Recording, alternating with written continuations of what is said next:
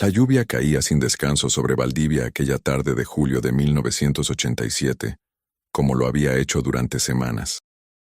Las calles empedradas del centro histórico brillaban bajo la tenue luz de las farolas, y el río Calle rugía con furia inusual, arrastrando ramas y desperdicios hacia el océano. En la esquina de Pedro Montt con Yungay, el viejo edificio Sotomayor permanecía en pie como un gigante olvidado, con sus ventanas rotas mirando hacia el vacío, y sus muros de adobe agrietados por el terremoto del 60, que nunca fueron reparados. Los niños del barrio lo conocían simplemente como el Sotomayor, y durante años había sido escenario de sus juegos prohibidos y sus historias de espantos. Pero el 18 de julio de 1987, 5 niños entraron por la puerta lateral del edificio, y lo que vivieron esa tarde cambiaría sus vidas para siempre, convirtiéndolos en guardianes de secretos que la ciudad prefería mantener enterrados. Antes de continuar con esta historia que marcó a toda una ciudad, me gustaría invitarte a que te suscribas al canal y dejes un comentario diciéndonos desde qué parte del mundo nos estás escuchando.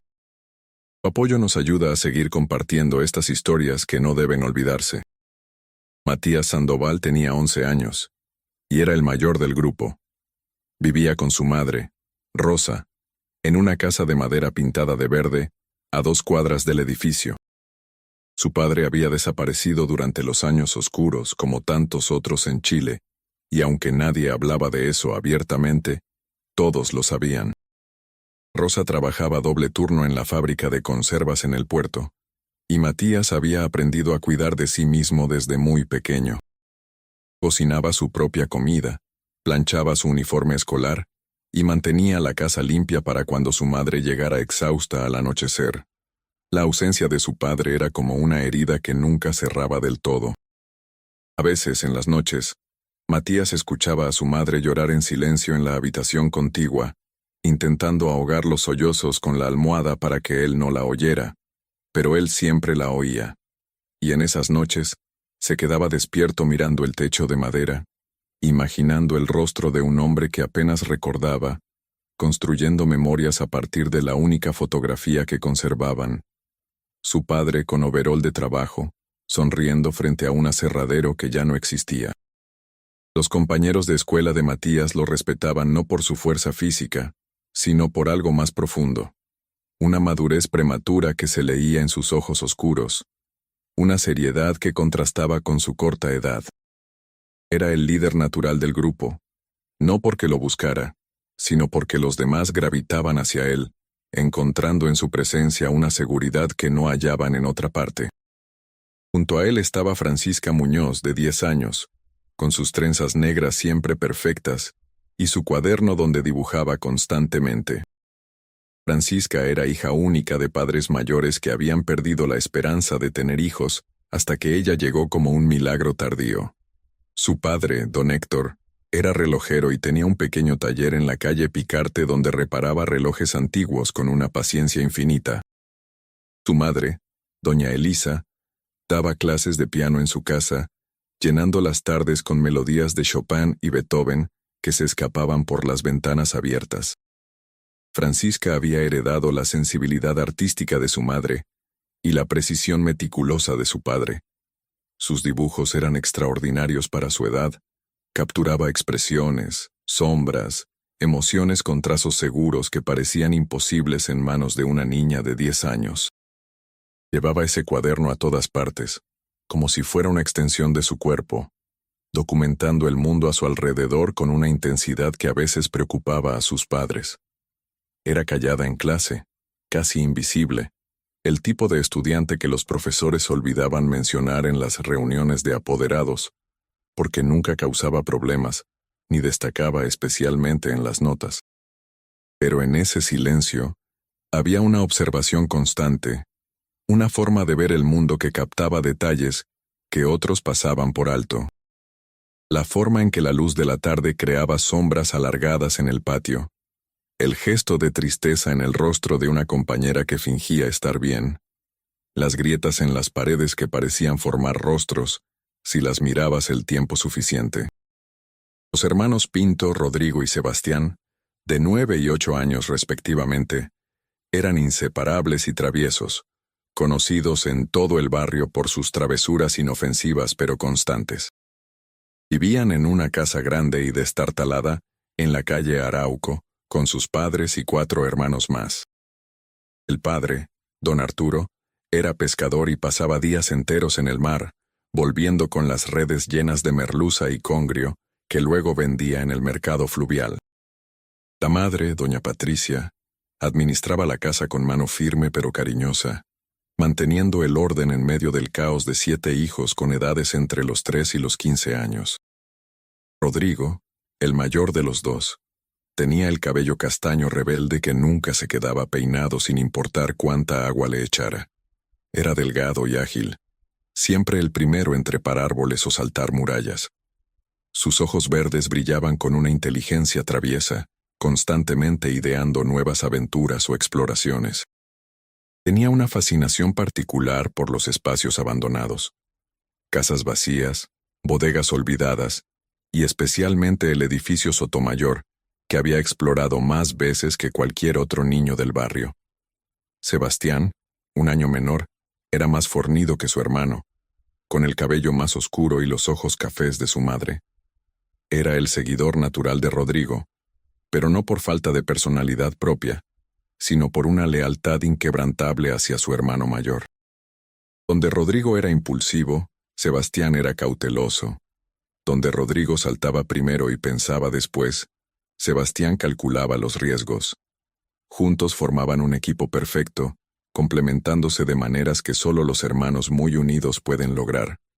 Ambos llevaban siempre las rodillas raspadas, las camisas manchadas de barro, y esa energía inagotable que caracteriza a los niños que crecen libres, explorando su mundo con una curiosidad insaciable.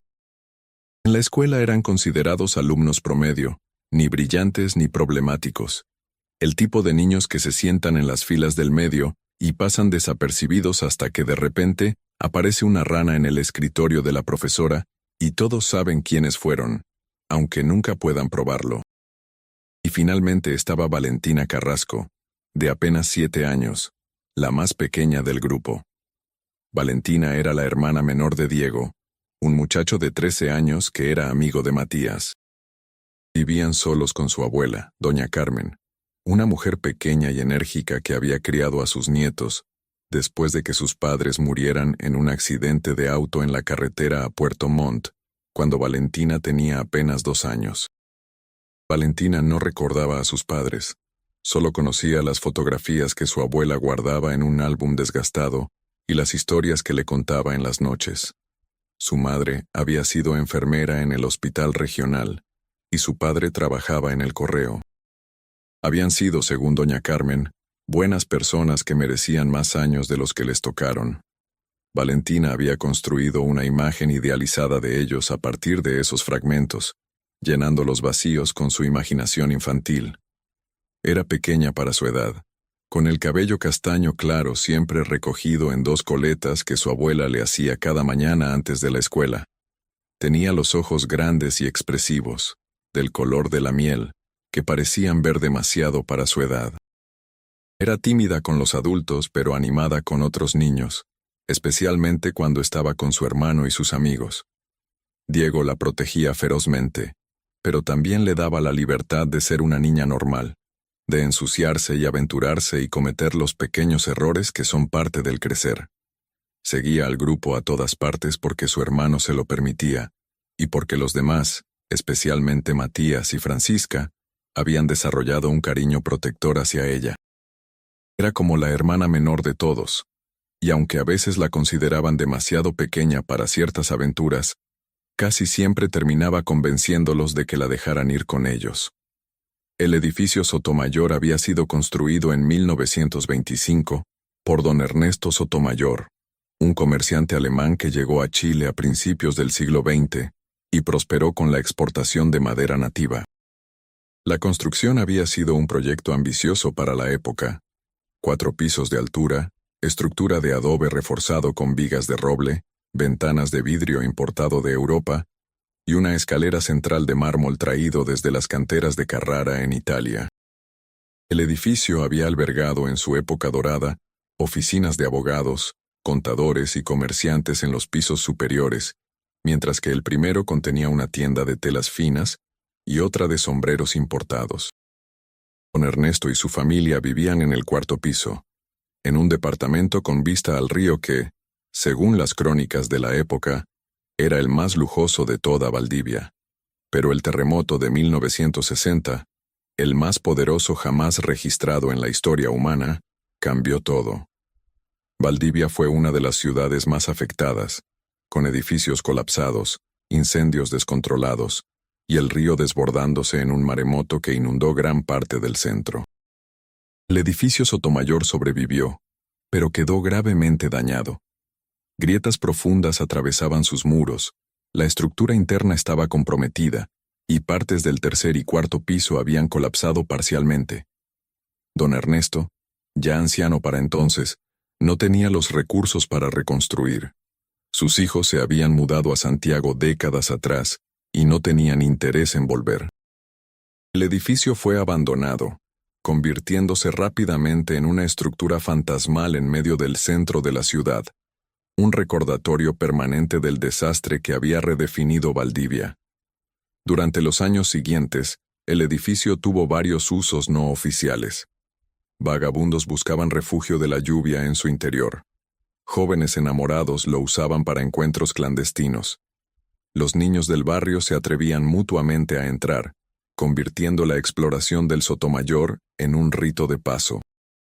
Pero había algo más, algo que solo los adultos mayores conocían y de lo que hablaban solo en susurros, si es que hablaban. Durante la dictadura militar que gobernó Chile desde 1973, muchos edificios abandonados en ciudades de todo el país fueron utilizados para propósitos que el gobierno nunca reconoció oficialmente. Centros de detención clandestinos, lugares donde llevaban a personas consideradas subversivas para interrogatorios que a menudo terminaban en tortura o muerte. Don Américo Fuentes, el kiosquero de la esquina, había sido joven durante esos años.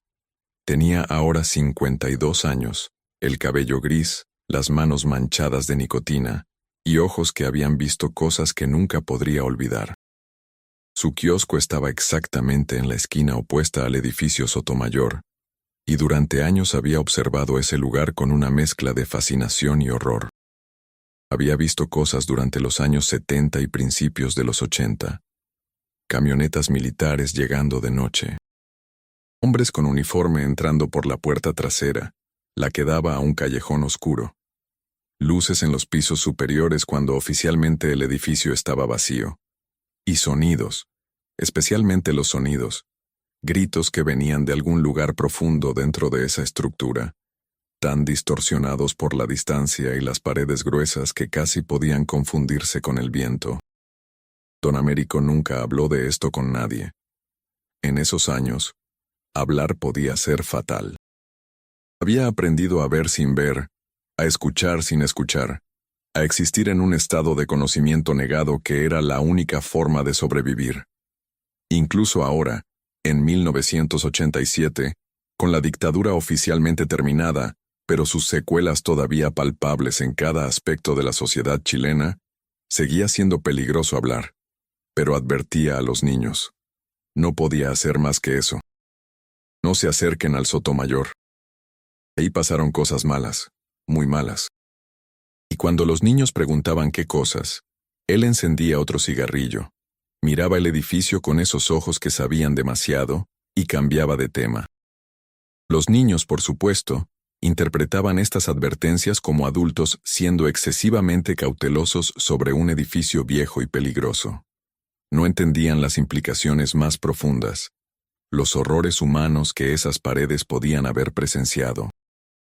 Para ellos, el Sotomayor era simplemente un lugar espeluznante y emocionante, perfecto para aventuras y desafíos de valentía. Aquella tarde del 18 de julio había sido especialmente larga en la Escuela República de Chile. Los profesores habían tenido una reunión, lo que significaba que los niños habían salido 2 horas antes de lo normal. El cielo estaba cargado de nubes grises oscuras, del tipo que prometían lluvia intensa y prolongada. El termómetro en la farmacia de la calle Picarte marcaba 8 grados, pero la sensación térmica era mucho menor por el viento helado que venía del sur. Matías, Francisca, Rodrigo, Sebastián y Valentina se habían encontrado en la Plaza de la República, como solían hacer después de clases. Valentina tenía el permiso de su abuela para estar con ellos hasta las 6 de la tarde, cuando Diego pasaría a recogerla. Los hermanos Pinto tenían libertad casi total mientras hicieran sus tareas y llegaran a tiempo para la cena. Francisca había dicho a sus padres que estudiaría en casa de una compañera, y Matías, como siempre, era responsable de sí mismo. «Hace demasiado frío para estar aquí afuera», dijo Rodrigo frotándose las manos. Las primeras gotas de lluvia comenzaban a caer, pesadas y frías. «Podríamos ir al cine», sugirió Sebastián. «Están dando esa película de Indiana Jones». Los 5 niños corrieron buscando refugio, primero bajo los árboles de la plaza, luego bajo el alero de una tienda cerrada, pero ningún lugar ofrecía protección suficiente. «El Sotomayor está a solo 2 cuadras», dijo Rodrigo, señalando en esa dirección. «Podemos esperar ahí hasta que pase lo peor». Cada vez que pasaba frente a él, sentía una opresión en el pecho, como si el aire mismo fuera más pesado cerca de esas paredes. «Mi mamá me va a matar si llego empapada otra vez», dijo Valentina tirándose. «La semana pasada me dio gripe y tuve que faltar a la escuela 2 días». Era cierto que había mencionado eso. El hall del edificio Sotomayor tenía una calidad única cuando llovía. La luz que entraba por las ventanas rotas se refractaba en los charcos, creando patrones que cambiaban constantemente. Había intentado dibujarlo de memoria varias veces, pero necesitaba verlo directamente. «Está bien», dijo Matías finalmente, tomando la decisión como líder del grupo. «Pero nos quedamos solo en el hall y solo hasta que amaine un poco. ¿Todos de acuerdo?»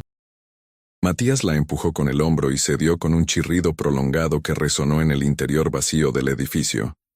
El olor los golpeó inmediatamente. Era una mezcla compleja y perturbadora, humedad profunda que había saturado las paredes durante décadas, madera podrida que se descomponía lentamente, óxido de las tuberías rotas, moho creciendo en cada superficie oscura. Pero había algo más, un olor que ninguno podía identificar con precisión, algo dulzón y metálico a la vez, que se pegaba a la parte posterior de la garganta y hacía querer toser. «Huele horrible», dijo Sebastián, tapándose la nariz con la manga de su chaqueta. «Te acostumbras después de un rato», respondió Rodrigo, que había estado allí más veces. «Vamos, el hall está más adelante». La puerta daba a un pasillo estrecho que había sido, probablemente, un acceso de servicio. Las paredes estaban cubiertas de grafitis de diferentes épocas. Declaraciones de amor de los años 60, consignas políticas de los 70, groserías y dibujos obscenos más recientes. El pasillo desembocaba en el hall principal, y fue como entrar a otro mundo. A pesar del abandono y el deterioro, todavía se podía apreciar la grandeza que ese espacio había tenido alguna vez. El techo se elevaba a casi 5 metros de altura, con molduras de yeso que representaban hojas y flores, muchas rotas o caídas, pero algunas todavía intactas. El suelo estaba cubierto de azulejos portugueses en patrones geométricos, agrietados y manchados, pero aún mostrando los colores azules y amarillos originales, bajo décadas de suciedad. La escalera de mármol dominaba el centro del hall, subiendo majestuosamente hacia los pisos superiores que desaparecían en la oscuridad. Los pasamanos de hierro forjado, elaboradamente trabajados con diseños florales, estaban oxidados pero aún firmes. Ventanas altas, algunas con vidrios rotos y otras simplemente vacías, permitían que la luz gris del exterior iluminara el espacio con una cualidad etérea, casi onírica. La lluvia, cayendo a través de los huecos en el techo y las ventanas rotas, creaba charcos en varios puntos del suelo que reflejaban fragmentos de luz y sombra, convirtiéndose en espejos distorsionados del espacio alrededor. «¿Ves?», dijo Rodrigo, señalando. «Es perfecto. ¿No es genial?». Se sentó cerca de una de las ventanas, en un trozo de pared que todavía estaba relativamente seco, y comenzó a dibujar con movimientos rápidos y seguros. Los demás la dejaron trabajar, acostumbrados a sus momentos de intensa concentración artística. Los hermanos Pinto se pusieron a explorar el hall más detenidamente, levantando escombros, mirando en los rincones oscuros, buscando tesoros como llamaban a cualquier objeto interesante o antiguo que pudieran encontrar.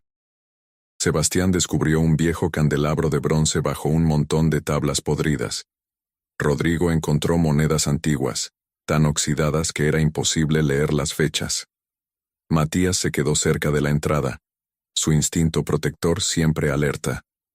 Vigilaba a Valentina, que se había sentado cerca de Francisca, y observaba cómo dibujaba con admiración silenciosa. El sonido de la lluvia golpeando las ventanas y cayendo sobre el edificio creaba una especie de música constante, hipnótica. Pasaron 10 minutos, quizás 15. El tiempo parecía moverse diferente dentro del edificio Sotomayor, más lento o más rápido, era difícil decirlo.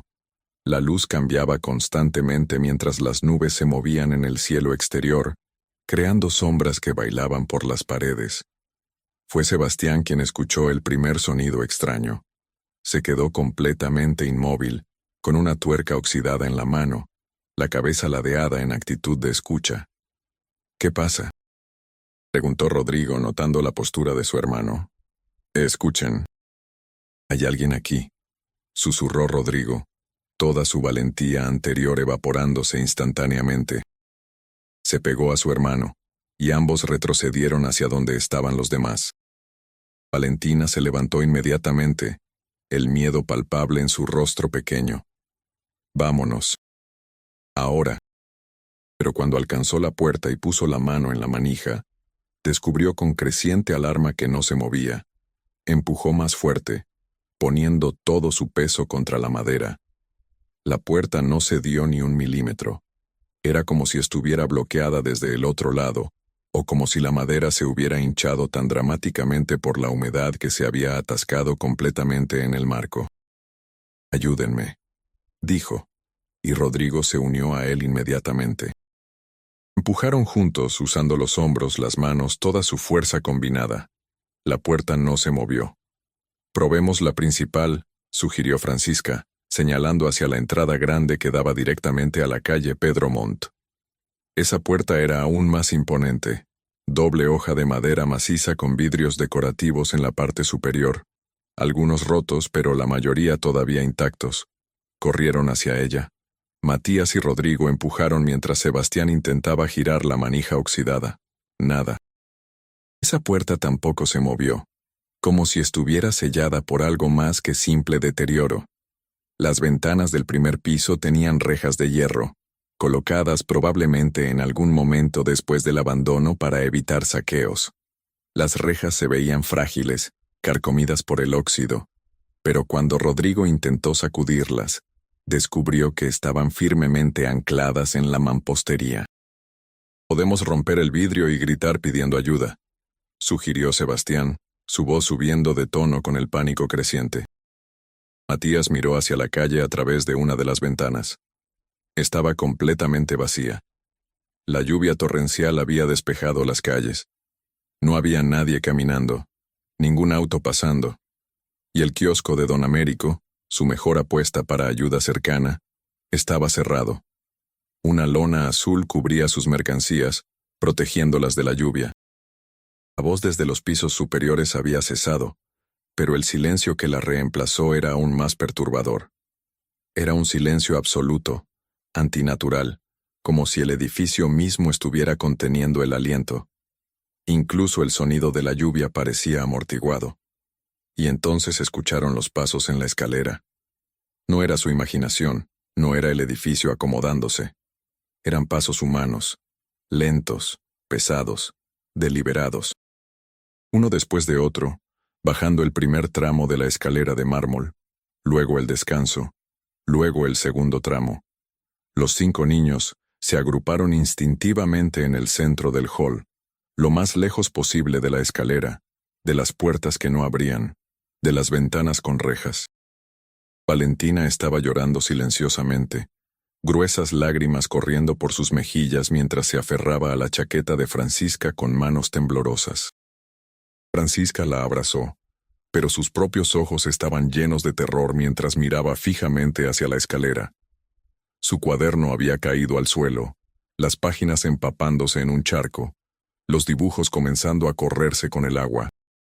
Matías buscó desesperadamente algo que pudiera usar como arma. Sus manos encontraron un pedazo de madera que parecía sólido, pero cuando intentó levantarlo, se desmoronó en fragmentos podridos. Encontró un trozo de tubería de metal, oxidado pero todavía pesado. Lo agarró con fuerza, interponiéndose entre la escalera y los niños más pequeños. Los pasos llegaron al último tramo. Desde la penumbra del piso superior, una figura comenzó a descender. La luz débil del hall revelaba detalles gradualmente. Primero los pies, descalzos y sucios, con las uñas de los dedos largas y amarillentas. Luego las piernas, delgadas hasta lo esquelético, cubiertas por pantalones que alguna vez habían sido de un color definido, pero ahora eran solo trapos grises y desgarrados. El torso, igualmente demacrado, cubierto por una camisa que podría haber sido blanca décadas atrás. Finalmente, el rostro. Matías sintió que su corazón se detenía por un momento. Era un hombre, o lo que quedaba de uno. Su cabello largo y enmarañado, gris y sucio, caía sobre hombros huesudos. La barba, descuidada y larga, cubría parcialmente un rostro tan delgado que cada hueso era visible bajo la piel amarillenta. Los ojos, hundidos profundamente en las cuencas, brillaban con una intensidad febril que era casi inhumana. No parecía peligroso en el sentido físico. Era evidente que estaba débil, desnutrido, probablemente enfermo. Pero había algo en la forma en que se movía, en la manera en que los miraba, en la atmósfera que parecía emanar de él, que activaba todos los instintos primordiales de huida que habían ayudado a la humanidad a sobrevivir durante milenios. El hombre llegó al final de la escalera y se quedó ahí parado, mirándolos. Una sonrisa extraña se formó en su rostro, revelando dientes manchados y rotos, algunas piezas completamente ausentes.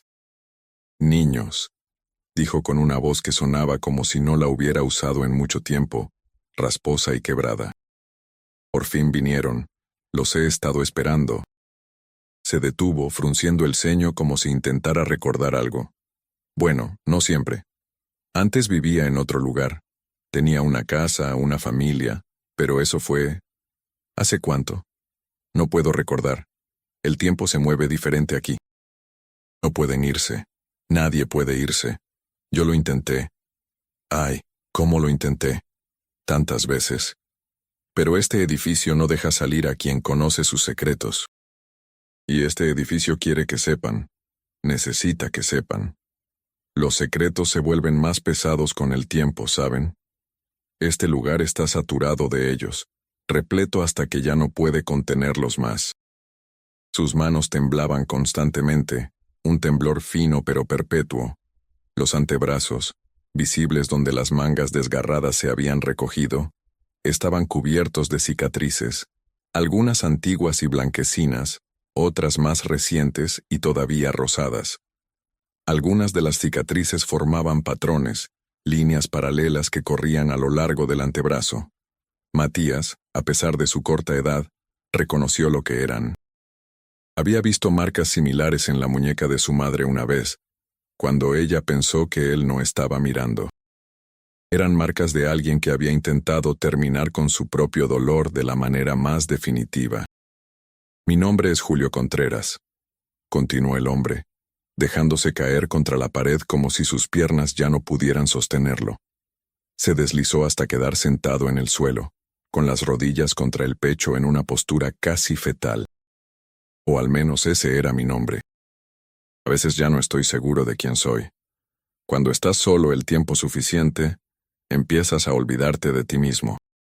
Estábamos en clases, yo estaba enseñando sobre la Guerra Civil Española, y luego vinieron, hombres con uniformes. Dijeron que tenían preguntas, que solo sería un rato. Me sacaron de la sala frente a todos mis estudiantes. Los pisos superiores, los sótanos, se convirtieron en algo más. En las habitaciones del tercer piso, en los sótanos que cavaron después, estudiantes, profesores, trabajadores, sindicalistas, cualquiera que pensara diferente, que cuestionara, que se atreviera a hablar. Preguntó Matías, aunque parte de él no quería saber la respuesta. Si eso fue hace muchos años, usted podría haber salido cuando la dictadura terminó. Estaba de vuelta aquí, en el mismo cuarto del tercer piso donde me habían tenido. Se detuvo mirando sus manos temblorosas como si fueran de otra persona. Ahora ya no sé si soy real o solo un eco, una memoria atrapada jugando en un loop infinito. El aire se sentía diferente de repente, más denso, cargado con una electricidad que no era física pero era innegablemente real. Las sombras en las esquinas del hall parecieron oscurecerse, volverse más densas, como si fueran algo más que simple ausencia de luz. La temperatura bajó perceptiblemente. El aliento de los niños se volvió visible, pequeñas nubes blancas en el aire helado. «Hay otros como yo», susurró Julio, su voz apenas audible pero de alguna manera perfectamente clara en los oídos de cada niño. Atrapados entre lo que fueron y lo que este lugar los convirtió. No todos murieron aquí, pero todos dejaron partes de sí mismos en estas paredes. Su dolor, su miedo, sus últimos pensamientos. Todo quedó impregnado en la estructura misma. Julio soltó esa risa sollozo nuevamente. No somos fantasmas en el sentido tradicional, somos memoria. Memoria tan poderosa, tan intensa, que se volvió tangible. Este edificio recuerda, y quiere que ustedes también recuerden. Susurros, gemidos, sollozos, gritos ahogados. No era el viento, no era imaginación. Era un coro de sufrimiento humano, mezclándose en una sinfonía horrible que parecía no tener fin. Los niños se juntaron aún más, formando un círculo protector alrededor de Valentina, que ahora lloraba abiertamente, con sollozos que competían con las voces sobrenaturales que llenaban el edificio. Matías soltó el trozo de tubería. De repente parecía absurdo, inútil. ¿Cómo podía luchar contra algo así? Francisca cerró los ojos con fuerza, presionando sus manos contra sus oídos, pero las voces penetraban de todas formas. No venían solo del aire. Venían de dentro de su cabeza, resonando directamente en su mente. Eran palabras en español, nombres, fechas, súplicas. Por favor, tengo hijos en casa. No sé nada. Les juro que no sé nada. Solo déjenme hablar con mi esposa. Mamá, ayúdame. Haz que pare, gritó Matías hacia Julio Contreras. Por favor, haz que pare. En esa luz parpadeante y extraña, los niños comenzaron a ver cosas. Al principio eran solo sombras, formas vagas que se movían en la periferia de su visión, pero rápidamente se volvieron más definidas, más sólidas. Figuras humanas se materializaban en el hall. Eran translúcidas, como si estuvieran hechas de humo o niebla, pero sus formas eran inequívocamente humanas. Hombres y mujeres de diferentes edades, algunos jóvenes, otros mayores. Vestían ropas de los años 70, pantalones acampanados, camisas con cuellos grandes, vestidos florales. Algunas figuras estaban sentadas en sillas que no existían físicamente, sus manos atadas detrás de ellas, vendas cubriendo sus ojos. Otras estaban de pie contra las paredes con las manos levantadas como si esperaran un disparo. Algunas estaban acurrucadas en el suelo, en posiciones fetales, temblando. Y cada uno de esos rostros, cada una de esas figuras espectrales, llevaba una expresión de terror absoluto. Bocas abiertas en gritos silenciosos, ojos, cuando eran visibles, abiertos de par en par con un miedo que trascendía la muerte misma. No puedo mirar, sollozó Valentina, pero incluso con sus ojos cerrados, las imágenes persistían. Eran tan poderosas que penetraban los párpados, impresas directamente en su mente. Rodrigo se dejó caer de rodillas, vomitando en el suelo. El horror de lo que estaba presenciando era demasiado para su cuerpo procesar de otra manera. Sebastián lo sostuvo, pero él mismo temblaba tan violentamente que apenas podía mantenerse de pie. Francisca abrió los ojos, y lo que vio la perseguiría durante el resto de su vida. Las paredes mismas del hall parecían transparentes ahora, mostrando lo que había más allá. En las habitaciones del tercer piso, podía ver figuras atadas a camas metálicas, cables conectados a sus cuerpos. Personas en habitaciones pequeñas, espacios tan estrechos que no podían siquiera sentarse, días convirtiéndose en semanas sin luz ni contacto humano. Rostros presionados contra paredes de cemento, uñas rotas de arañar la piedra, mensajes desesperados escritos con sangre, y vio familias, mujeres esperando en estaciones de policía, con fotografías de esposos desaparecidos, niños preguntando cuándo volvería papá, madres envejeciendo décadas en meses, consumidas por la incertidumbre de no saber si sus hijos estaban vivos o muertos, torturados o liberados. No eran fantasmas en el sentido tradicional. Eran memorias, como Julio había dicho. Pero memorias tan vívidas, tan cargadas de emoción y trauma, que habían quedado literalmente impresas en la estructura del edificio.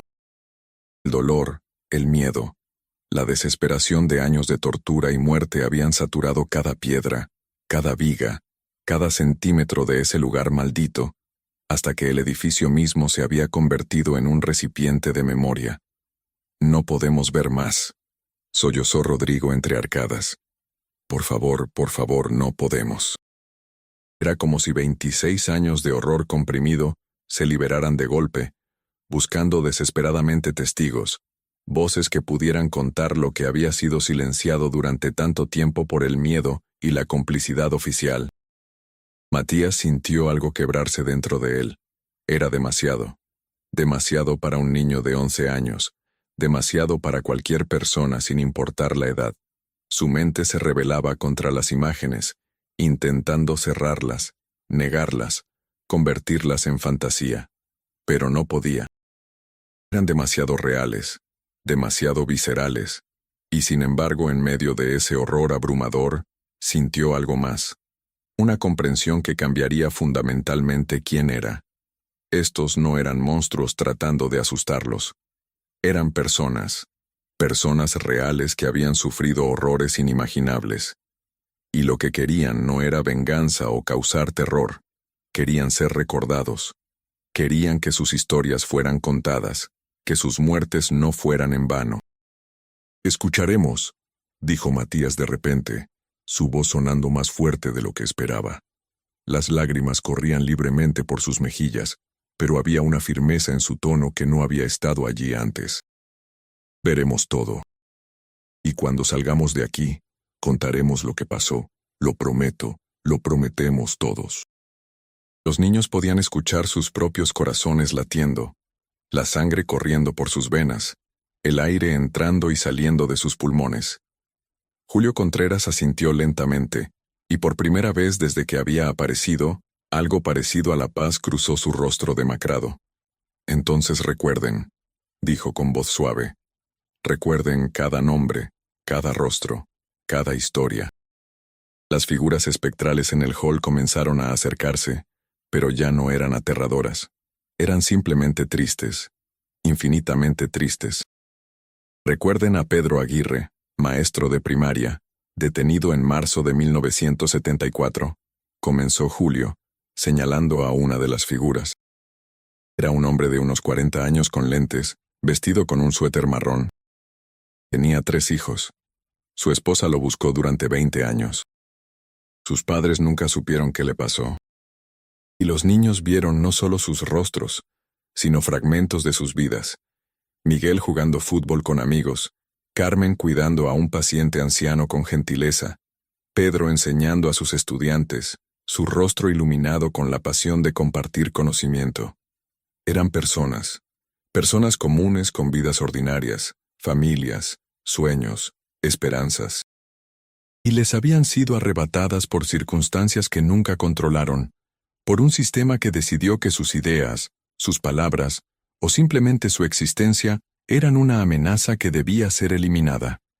Rosa Ferreira, continuó Julio, su voz quebrándose. Era mi colega, profesora de literatura. La trajeron una semana después que a mí. Yo escuché sus gritos en las noches. No pude hacer nada, solo escuchar. Algunos, los niños, podían ver completamente. Otros eran solo fragmentos, flashes de humanidad en medio del horror. Julio conocía a algunos personalmente. De otros solo sabía lo que había escuchado durante sus años atrapado en el edificio. Fragmentos de información que las paredes mismas parecían susurrar. Y tantos otros. Terminó finalmente, su voz apenas un susurro, cuyos nombres nunca supe, que pasaron por aquí sin dejar más rastro que su sufrimiento absorbido en estas piedras. Ellos también merecen ser recordados, aunque nadie sepa sus nombres. Las calles mojadas, los edificios familiares, el sonido distante de un auto pasando varias cuadras más allá. Todo permanecía igual, ajeno a la experiencia transformadora que había ocurrido dentro del edificio Sotomayor. «Váyanse», dijo Julio Contreras, pero su voz sonaba diferente ahora. Más ligera, menos torturada. «Y recuerden, por favor, recuerden». Se dio vuelta y miró hacia atrás al hall, que ahora estaba lleno de figuras translúcidas. Julio estaba en el centro, pero ya no estaba solo. Decenas de personas lo rodeaban, tal vez cientos. Todas miraban hacia los niños con expresiones que mezclaban gratitud, tristeza y algo parecido a esperanza. «No olvidaremos», dijo Francisca, su voz sorprendentemente firme. «Lo prometo». Corrieron sin detenerse, sin mirar atrás, hasta que llegaron a la casa de Matías 2 cuadras más allá. Rosa Sandoval estaba histérica cuando los vio entrar. Los había estado buscando por más de una hora, cada minuto aumentando su pánico. Cuando finalmente entraron, empapados, temblando, con miradas que parecían haber envejecido años en una tarde, ella simplemente los abrazó a todos sin hacer preguntas inmediatas. ¿Dónde estaban? Casi llamo a carabineros. Estaba a punto de salir a buscarlos bajo esta lluvia.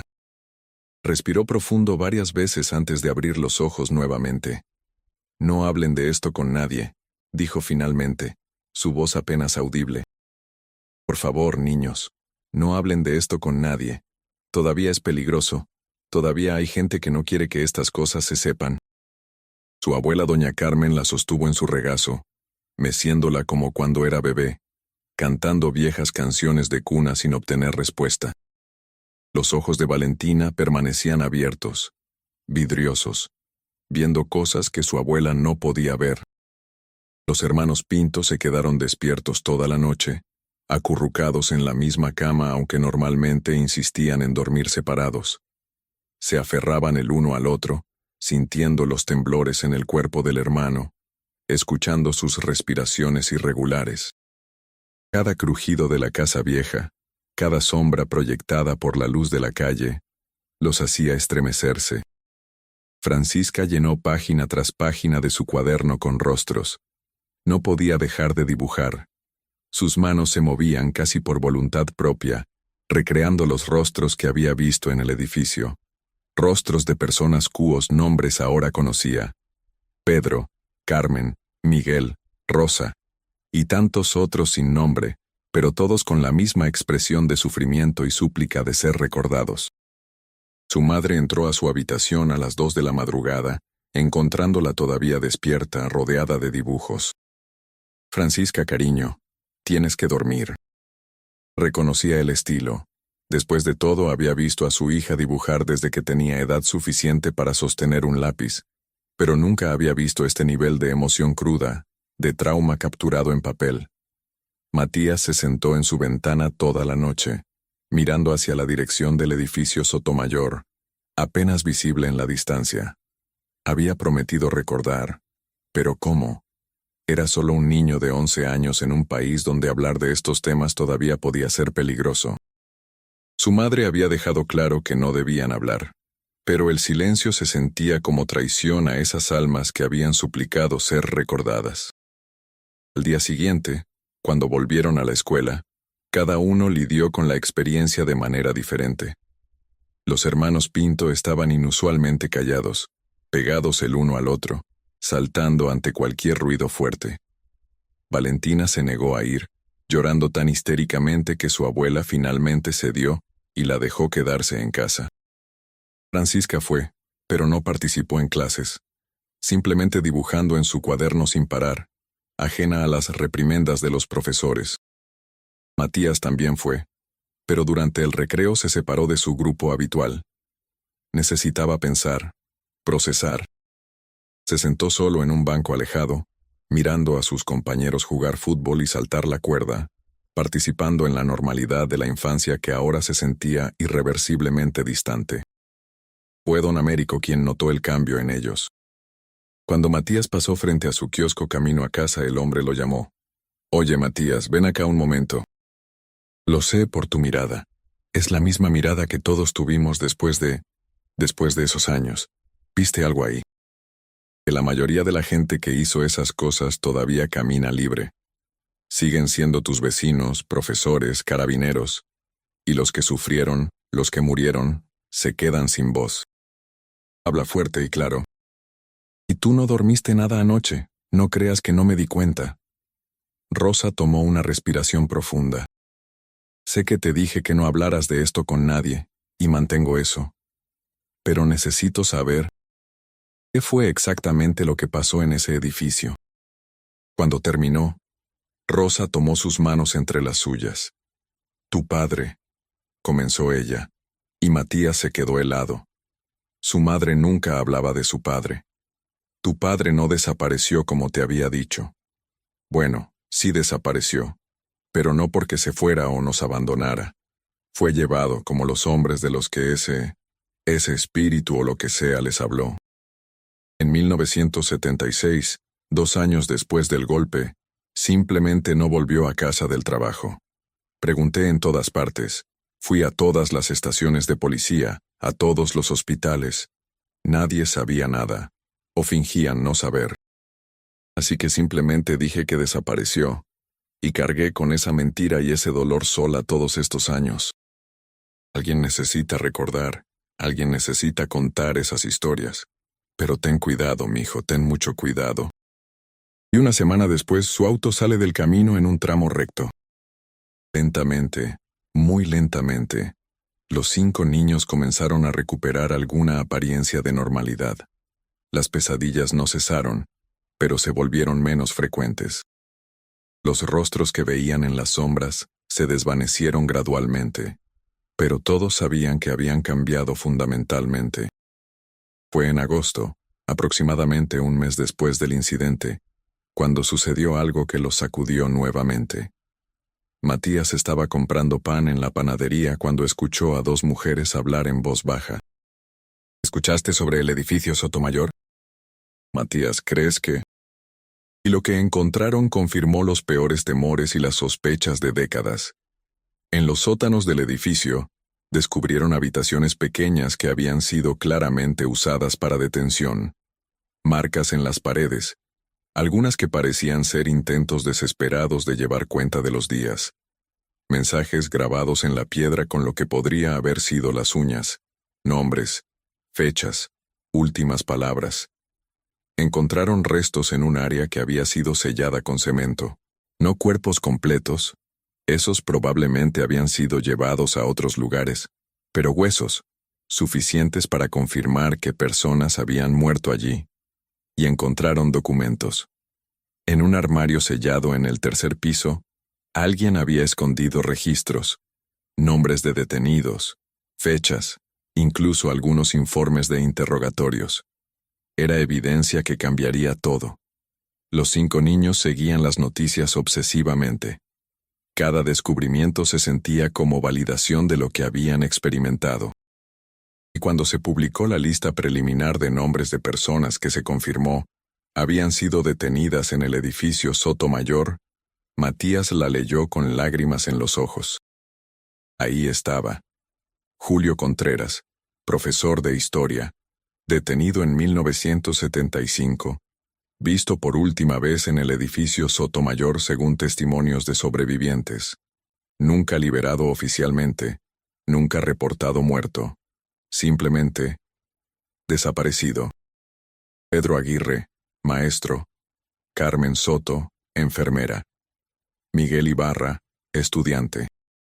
Rosa Ferreira, profesora. Todos los nombres que Julio les había dicho estaban allí, y muchos más. La ciudad entró en un periodo de conmoción colectiva. Familias que habían buscado respuestas durante décadas finalmente las obtenían, aunque las respuestas fueran las que más temían. Se organizaron vigilias en el memorial que sería construido. Sobrevivientes comenzaron a hablar públicamente por primera vez, sus testimonios llenando las páginas de los diarios. Don Héctor Muñoz, el padre de Francisca, el tranquilo relojero, sorprendió a todos cuando habló en una asamblea comunitaria sobre el edificio. Mi hermano fue llevado a ese lugar. Dijo con voz que temblaba pero se mantenía firme. Durante 30 años no pude hablar de ello, pero ahora, con todo esto saliendo a la luz, siento que finalmente puedo respirar. Mi hermano se llamaba Andrés Muñoz. Era carpintero, tenía una esposa y 2 hijos, y desapareció en 1974. Los años en ese lugar habían destruido algo fundamental en él, y pasó el resto de su vida como un hombre quebrado, bebiendo para olvidar lo que no podía cambiar.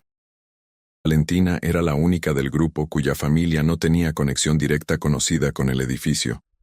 Pero su abuela, doña Carmen, les confesó a ella y a Diego que siempre había sospechado que sus padres habían sido silenciados por acercarse demasiado a la verdad sobre lugares como el Sotomayor. Para fin de año, el edificio Sotomayor había sido completamente excavado e investigado. Los restos encontrados fueron entregados a familias cuando fue posible identificarlos. Se anunció que el edificio sería demolido, y en su lugar se construiría un memorial permanente. Los 5 niños, ahora conocidos en el barrio como los niños del Sotomayor, aunque nadie sabía exactamente por qué, fueron invitados a la ceremonia cuando se puso la primera piedra del memorial. Era diciembre de 1987, 6 meses después de aquella tarde lluviosa de julio. De pie frente al sitio donde había estado el edificio, ahora solo un terreno vacío rodeado de cintas amarillas de investigación, Matías sintió algo que no había sentido en meses: paz. No completa, no perfecta, pero paz al fin. Lo hicimos, susurró Francisca a su lado. Cumplimos la promesa. Lo que los 5 no sabían en ese momento era que esa tarde en el edificio Sotomayor no había sido solo un encuentro traumático con el pasado oscuro de Chile. Había sido el primer capítulo de vidas que estarían dedicadas a asegurar que tales horrores nunca fueran o los años pasaron. Los 5 niños crecieron, cada uno llevando las marcas de aquella experiencia de maneras diferentes pero profundas. No fue un camino fácil. Todos lidiaron con trauma, con pesadillas que persistieron durante años, con momentos de duda sobre lo que realmente habían experimentado versus lo que sus mentes pudieron haber construido. Matías se convirtió en un estudiante obsesivo de la historia chilena. En la secundaria, mientras otros adolescentes se preocupaban por fiestas y romances, él pasaba tardes enteras en la biblioteca municipal, leyendo todo lo que podía encontrar sobre la dictadura, los desaparecidos, los centros de detención clandestinos. Su madre Rosa lo observaba con una mezcla de orgullo y preocupación, viendo cómo su hijo se consumía con una misión que había comenzado aquella tarde lluviosa. Cuando llegó el momento de elegir una carrera universitaria, no hubo duda. Periodismo. Quería contar historias, pero no cualquier historia. Quería dar voz a los que no la tenían, documentar lo que otros preferían olvidar. Estudió en la Universidad de Chile en Santiago, donde se destacó no por sus notas perfectas, sino por su determinación inquebrantable de investigar las historias más difíciles, las que otros estudiantes evitaban por ser demasiado complejas o peligrosas. Durante sus años universitarios, publicó su primera gran investigación, un artículo detallado sobre centros de detención clandestinos en el sur de Chile, incluyendo una sección exhaustiva sobre el edificio Sotomayor. Entrevistó a sobrevivientes, revisó documentos desclasificados, cruzó referencias. El artículo fue publicado en un diario de circulación nacional y ganó un premio de periodismo estudiantil. Pero la verdadera recompensa llegó cuando una mujer anciana lo contactó después de leer el artículo. Era la viuda de Pedro Aguirre, el maestro cuyo nombre Julio Contreras había mencionado aquella tarde. Ella le agradeció entre lágrimas por mantener viva la memoria de su esposo, por asegurarse de que su nombre no fuera solo una estadística más. Durante 40 años he vivido sin saber, le dijo mientras tomaban té en su pequeño departamento en Providencia. Sin poder hacer un funeral, sin poder cerrar ese capítulo. Pero saber que hay gente como usted, joven, que no vivió esos años pero se niega a olvidarlos, me da esperanza de que el sacrificio de Pedro no fue en vano. En la escuela de arte donde estudió en Concepción, sus profesores no sabían cómo manejar a esta joven que creaba pinturas y dibujos inquietantes de rostros atormentados, de edificios que parecían vivos con dolor.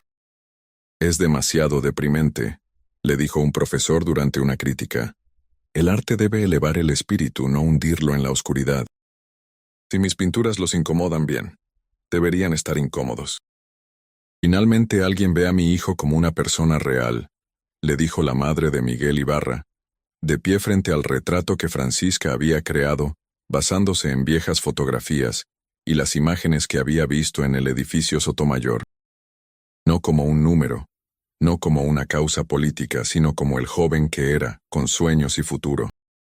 Pasó años viajando por Chile, entrevistando a sobrevivientes, filmando los sitios donde habían operado centros de detención. Su primer documental largo, Edificios de Memoria, exploraba cómo estructuras físicas pueden contener trauma colectivo.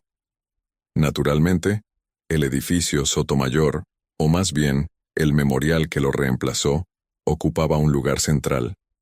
Los hermanos Pinto canalizaron su experiencia de manera diferente. Rodrigo, siempre el más aventurero, estudió arquitectura con una especialización inesperada, preservación de sitios históricos traumáticos. Su tesis examinaba cómo diseñar espacios que honren el dolor del pasado sin glorificarlo, que eduquen sin traumatizar. Trabajó en el diseño de varios memoriales en Chile, incluyendo expansiones al Museo de la Memoria en Santiago. Su filosofía era que los espacios debían permitir diferentes tipos de experiencias, lugares para llorar, para reflexionar, para aprender, y también para encontrar esperanza de que tales horrores no se repitan. Sebastián, siempre más cauteloso, se hizo psicólogo especializado en trauma intergeneracional. Trabajaba con hijos y nietos de víctimas de la dictadura, ayudándoles a procesar un dolor que habían heredado pero nunca experimentado directamente. Sabía por experiencia propia lo que era cargar con memorias que no eran completamente tuyas, pero que te marcaban de todas formas. Juntos, los hermanos fundaron una organización sin fines de lucro que ayudaba a comunidades a crear sus propios memoriales locales, proporcionando tanto expertise arquitectónico como apoyo psicológico para las familias involucradas. Valentina, la más pequeña del grupo, luchó más visiblemente con el trauma. Pasó su adolescencia en terapia, lidiando con ansiedad severa y ataques de pánico. Hubo momentos en que su familia temió que nunca se recuperaría completamente de lo que había visto esa tarde, pero eventualmente encontró su camino. Estudió psicología infantil, especializándose en ayudar a niños que habían sido expuestos a violencia o trauma. Entendía de primera mano cómo experiencias que los adultos pensaban que los niños no comprendían, podían marcarlos profundamente. Abrió una clínica gratuita en Valdivia, trabajando principalmente con niños de familias de bajos recursos. Y aunque nunca hablaba específicamente de su experiencia en el edificio Sotomayor con sus pacientes, esa experiencia informaba cada aspecto de su trabajo. Sabía cómo validar el miedo de un niño, cómo ayudarlos a procesar experiencias que parecían imposibles de expresar con palabras. El memorial del edificio Sotomayor fue finalmente inaugurado en 1990, el año en que Chile oficialmente volvió a la democracia. Era un espacio sobrio pero poderoso. Placas con los nombres de todas las víctimas conocidas, un muro donde las familias podían dejar flores y fotografías, y una pequeña sala de exhibición con documentación sobre lo que había ocurrido allí. Los 5, ahora jóvenes adultos entre los 20 y 23 años, asistieron a la inauguración juntos. Era la primera vez que se reunían todos en el mismo lugar desde que habían salido del edificio años atrás. Se abrazaron, lloraron, y se quedaron de pie en silencio frente a las placas con los nombres. Julio Contreras, leyó Matías en voz alta. Profesor de Historia, 1930-1975. Preguntó Valentina, su voz todavía llevando ecos de la niña asustada que había sido. Espero que sí, respondió Sebastián. Espero que todos ellos lo estén. Hicimos lo que nos pidieron. Recordamos. Contamos sus historias. El debate nacional sobre justicia, memoria y reconciliación se intensificó. Matías, ahora un periodista establecido, cubrió el caso extensivamente. Viajó a Londres, entrevistó a activistas, abogados, víctimas. Su reportaje fue citado internacionalmente, y siempre, en algún punto de sus artículos, mencionaba el edificio Sotomayor como ejemplo de por qué este caso importaba, de por qué la justicia no podía ser simplemente olvidada en nombre de seguir adelante. Francisca estrenó un documental durante este periodo titulado Voces desde el silencio, que incluía testimonios de sobrevivientes del edificio Sotomayor. Una de las personas entrevistadas había estado detenida en una celda junto a donde creían que había estado Julio Contreras. Recordaba escucharlo recitar fechas históricas en voz baja, como si mantener su mente activa fuera su única forma de resistencia. En el año 2000, los 5 se reunieron nuevamente, esta vez por iniciativa propia, no porque algún evento externo los convocara. Se encontraron en un café cerca de donde había estado el edificio, ahora un barrio comercial vibrante donde turistas tomaban fotografías sin saber la historia bajo sus pies. Han pasado 13 años, dijo Rodrigo, mirando alrededor de la mesa a estos amigos que habían compartido una experiencia que nadie más podía realmente entender. ¿Sienten que hemos cumplido la promesa? ¿O fue algún tipo de trauma colectivo? ¿Nuestras mentes procesando información que habíamos absorbido de alguna otra manera?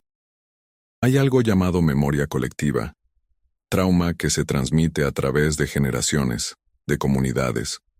Tal vez lo que experimentamos fue una manifestación extrema de eso. O tal vez, añadió con una pequeña sonrisa, algunos lugares realmente atrapan las memorias de lo que pasó en ellos. Y eso me da esperanza de que mi padre, y todos los demás no simplemente dejaron de existir, que de alguna manera, todavía son. Los hermanos Pinto compartían un apartamento en Santiago, ambos solteros dedicados a su trabajo conjunto. Valentina se había casado con un profesor de música, encontrando en él alguien que entendía su necesidad de crear belleza, después de haber visto tanto horror. En 2007, 20 años después del incidente, se organizó una conmemoración especial en el memorial. El gobierno había anunciado una nueva comisión de verdad, con más recursos y autoridad legal, para investigar casos que habían permanecido sin resolver. Había esperanza de que más familias finalmente obtendrían respuestas. Los 5 fueron invitados como oradores.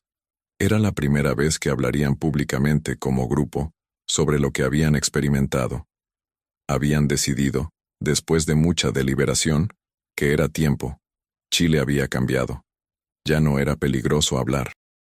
Y tal vez su historia, por más extraña que fuera, podría ayudar a otros a entender el peso de esa época. Matías habló primero, contando la historia básica. 5 niños buscando refugio de la lluvia, un encuentro que cambió sus vidas. No mencionó los aspectos sobrenaturales, pero habló de aprender a una edad muy joven sobre los horrores que habían ocurrido en su propia ciudad, en un edificio por el que habían pasado miles de veces sin saber. Francisca mostró algunos de sus primeros dibujos del edificio, las páginas del cuaderno que había llevado ese día. manchadas de agua pero preservadas cuidadosamente durante 2 décadas. La audiencia se quedó en silencio viendo esos dibujos hechos por una niña de 10 años, captando una oscuridad que ningún niño debería conocer. Los hermanos Pinto hablaron sobre cómo esa experiencia los llevó a dedicar sus vidas a preservar memoria y sanar trauma. Valentina, hablando en último lugar y visiblemente nerviosa, habló sobre el costo de cargar con tales memorias desde tan joven, pero también sobre la responsabilidad que sentían hacia aquellos que ya no podían contar sus propias historias. Después del evento, una mujer mayor se les acercó. Tenía que tener al menos 70 años, el cabello completamente blanco, apoyándose en un bastón. «Soy Marta Contreras», dijo, «la hija de Julio Contreras». Francisca fue la primera en reaccionar, abrazando a la mujer mientras comenzaba a llorar. «Su padre», comenzó Matías, su voz quebrándose, «su padre nos salvó en cierta manera, o al menos nos dio propósito». Cuando encontraron la evidencia en el edificio, cuando vi su nombre en la lista oficial, fue devastador, pero también un alivio. Finalmente sabía que no podía descansar. Pero después de que encontraron las pruebas, después de que su historia comenzó a ser contada, esa sensación desapareció. Como si finalmente pudiera seguir adelante. Tal vez ustedes fueron parte de eso, de liberarlo. Matías, ahora en sus 40, cubrió las protestas, viendo ecos del activismo que había llevado a tantos a lugares como el edificio Sotomayor décadas atrás. Francisca se había convertido en una documentalista reconocida internacionalmente, sus trabajos sobre memoria y trauma exhibidos en museos alrededor del mundo. Los hermanos Pinto habían diseñado memoriales, no solo en Chile sino en Argentina, Uruguay y otros países que lidiaban con pasados dictatoriales similares. Valentina dirigía ahora una fundación que proporcionaba terapia gratuita a familias afectadas por la violencia política, trabajando con tercera y cuarta generaciones que todavía cargaban el trauma de sus abuelos y bisabuelos. Y todos, sin importar dónde estuvieran en sus vidas, volvían a Valdivia cada 18 de julio. Era su ritual privado, su forma de honrar la promesa que habían hecho cuando eran solo niños asustados en un edificio abandonado.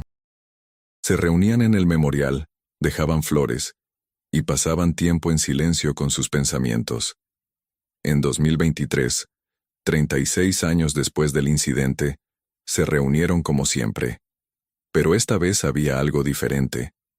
El memorial estaba siendo expandido para incluir una sala educativa, donde estudiantes podrían aprender sobre este periodo de la historia chilena. Se les había pedido a los 5 que contribuyeran con materiales. Matías donó copias de todos sus artículos sobre el edificio Sotomayor y otros centros de detención. Francisca proporcionó algunas de sus obras de arte, incluyendo los dibujos originales de aquel día. Rodrigo y Sebastián contribuyeron con planos arquitectónicos que mostraban cómo el edificio había sido modificado durante su uso como centro de detención. Valentina escribió un ensayo sobre el impacto psicológico de conocer esta historia desde niños y cómo había dado forma a sus vidas. «Es extraño», comentó Rodrigo mientras caminaban por el memorial, ahora viendo cómo su trabajo sería exhibido. «Cuando éramos niños, solo queríamos olvidar. Y ahora, hemos pasado nuestras vidas enteras asegurándonos de que nadie olvide». Era más como un reconocimiento, una despedida silenciosa. «Se ha ido», dijo Sebastián con certeza. «Todos se han ido. Su trabajo aquí está terminado. Y el nuestro». Se quedaron ahí unidos, guardianes de memoria, testigos de horror que se había convertido en propósito, niños que se habían convertido en adultos pero nunca habían olvidado la promesa que hicieron en la oscuridad. Y en algún lugar, en el espacio entre memoria y olvido, entre pasado y presente, las voces que los habían llamado ese día finalmente descansaban. No olvidadas, nunca olvidadas, pero ahora confiando en los vivos para llevar adelante sus historias. Porque al final, esa es la única forma en que los muertos verdaderamente mueren, cuando son olvidados. Y mientras existieran personas dispuestas a recordar, dispuestas a contar las historias difíciles, dispuestas a enfrentar la oscuridad del pasado, esas voces nunca serían silenciadas completamente. La historia del edificio Sotomayor se había convertido en parte del tejido de Valdivia, de Chile, de la memoria humana sobre lo que somos capaces de hacernos unos a otros y lo que debemos hacer para asegurar que tales horrores permanezcan en el pasado. Y 5 personas, que una vez fueron niños asustados en un edificio abandonado, habían dedicado sus vidas enteras a asegurarse de que esa historia se contara una y otra vez, hasta que nadie pudiera decir, no sabía, hasta que el peso del conocimiento obligara a la acción, hasta que recordar se convirtiera en sinónimo de prevenir. Esa era su promesa. Esa era su misión. Y esa era, al final, su forma de transformar el horror más profundo en algo que tenía significado, propósito, y tal vez, eventualmente, en algún punto distante del futuro, podría contribuir a un mundo donde tales edificios nunca necesitaran existir de nuevo.